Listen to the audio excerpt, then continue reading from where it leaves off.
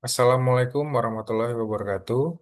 Perkenalkan, nama saya Dian Wahidayat. Saya akan menjelaskan mengenai makroekonomi Amerika Serikat tahun 2024 dalam rangka untuk memenuhi ujian akhir semester mata kuliah Ekonomi Makro kelas AK 205. Yang pertama adalah pendahuluan. Amerika Serikat merupakan salah satu kekuatan ekonomi terbesar di dunia dan memiliki pengaruh yang signifikan terhadap stabilitas ekonomi global. Sebagai pusat keuangan internasional, kondisi makroekonomi Amerika Serikat tidak hanya berdampak bagi negara tersebut, tetapi juga bagi berbagai sektor dan negara lain yang terhubung melalui perdagangan, investasi, dan keuangan global. Oleh karena itu, pemantauan dan analisis terhadap indikator-indikator ekonomi makro seperti inflasi, nilai tukar atau kurs, produk domestik bruto, neraca pembayaran, serta neraca perdagangan menjadi sangat penting. Tahun 2024 menjadi periode yang menarik untuk dikaji karena merupakan masa pemulihan pasca pandemi COVID-19 dan pasca tekanan inflasi yang tinggi di tahun-tahun sebelumnya. Kebijakan moneter yang ketat, dinamika geopolitik, fluktuasi harga komoditas, dan pergeseran pola perdagangan global menjadi faktor penting yang mempengaruhi performa ekonomi Amerika Serikat. Dalam konteks ini, analisis terhadap perkembangan inflasi, kurs pertumbuhan ekonomi, ekspor-impor, serta keseimbangan eksternal dapat memberikan gambaran yang komprehensif mengenai kekuatan, kelemahan, serta prospek ekonomi Amerika Serikat di masa yang mendatang. Analisis ini bertujuan untuk mengevaluasi kondisi dan prospek makroekonomi Amerika Serikat selama tahun 2024 secara objektif dan berbasis data, serta memberikan pemahaman yang mendalam mengenai faktor-faktor yang mempengaruhi dinamika ekonomi negara tersebut. Kondisi atau outlook perekonomian. Yang pertama, inflasi. Jadi pada tahun 2024 menunjukkan keberhasilan AS dalam menurunkan dan menstabilkan laju inflasi setelah periode tekanan harga tinggi pada 2021 sampai 2022. Berdasarkan data dari BLS, tingkat inflasi tahunan turun menjadi 2,9%, mendekati target jangka panjang Federal Reserve yaitu 2%. Penurunan ini mencerminkan efektivitas kebijakan suku bunga tinggi yang diterapkan The Fed sejak 2022. Faktor-faktor yang berkontribusi pada turunnya inflasi yaitu penurunan harga energi dan pangan setelah stabilitas pasar global pasca Perang Ukraina, pemulihan rantai pasok global yang mengurangi tekanan biaya pada produsen dan moderasi permintaan domestik akibat tingginya suku bunga pinjaman yang menekan konsumsi dan investasi.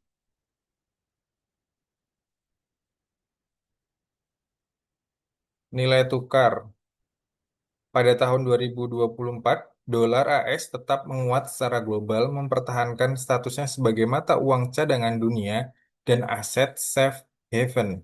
Nilai tukar dolar terhadap euro diperkirakan berada pada kisaran 1,13 US dollar atau euro. Kekuatan dolar dipengaruhi oleh tingkat suku bunga real AS yang tinggi dibandingkan negara-negara maju lainnya, masuknya arus investasi asing ke pasar keuangan AS. Namun laporan IMF pada tahun 2024, dolar AS dinilai mengalami overvaluasi sekitar 5,8% secara efektif real yang berpotensi menurunkan daya saing ekspor Amerika Serikat di pasar internasional. Kemudian ada produk domestik bruto.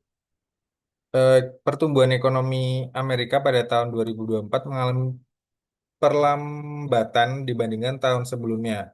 Berdasarkan laporan BEA atau Bureau of Economic Analysis, pertumbuhan PDB real tercatat sebesar 2,0%, turun dari 2,8% pada tahun 2023.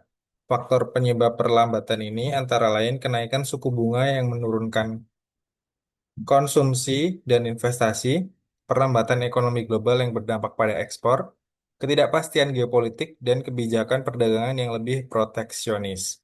Meskipun demikian, konsumsi rumah tangga tetap menjadi penyumbang utama PDB, diikuti oleh investasi sektor teknologi dan jasa profesional.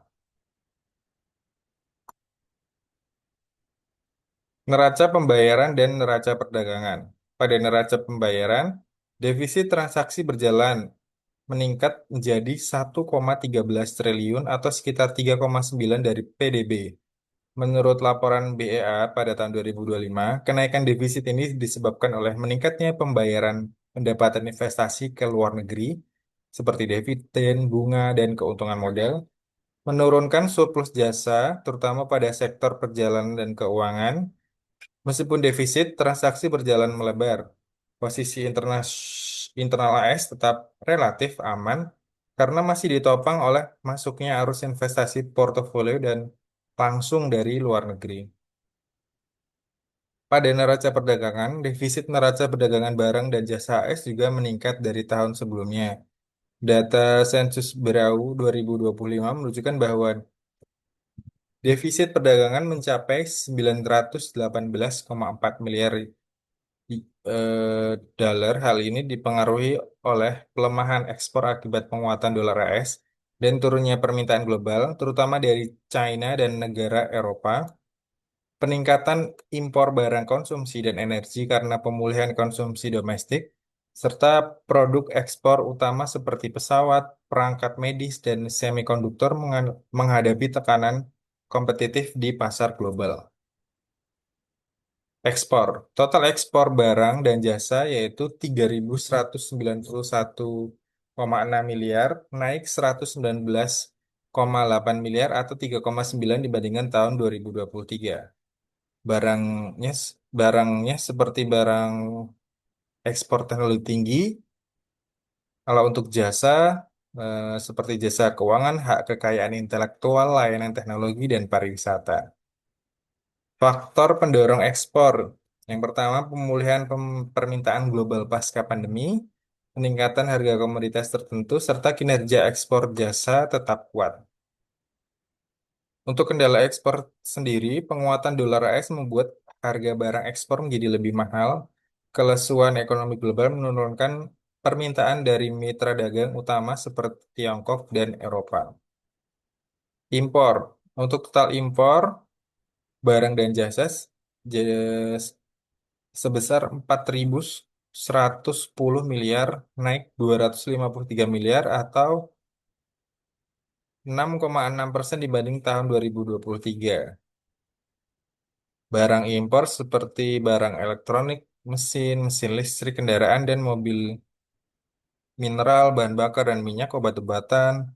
Untuk jasa seperti manajemen bisnis, jasa teknologi, dan transportasi internasional. Faktor pendorong impor sendiri adalah penguatan konsumsi domestik seiring pemulihan ekonomi Amerika Serikat, kuatnya nilai tukar dolar yang membuat impor lebih murah. Kesimpulannya sendiri adalah kondisi makroekonomi Amerika Serikat pada tahun 2024 menunjukkan kombinasi antara keberhasilan dalam menurunkan inflasi dan tantangan baru dalam menjaga pertumbuhan serta penyeimbangkan sektor eksternal. Inflasi yang menurun menjadi 2,9% mencerminkan keberhasilan The Fed (FED) dalam menstabilkan harga. Meskipun harus dibayar dengan perlambatan pertumbuhan PDB, kurs dolar AS yang kuat menjadi indikator kepercayaan pasar global, tetapi juga menyebabkan pelemahan ekspor dan memperburuk defisit perdagangan dan transaksi berjalan.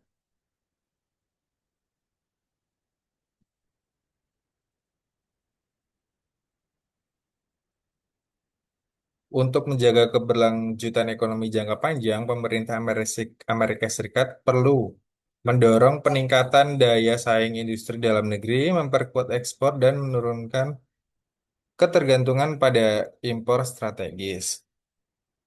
Berikut datanya yang saya paparkan bersumber dari BA, BLS, IMF, dan United States Census Bureau, dan US Department of the Treasury. Demikian yang dapat saya sampaikan, kurang lebihnya mohon maaf.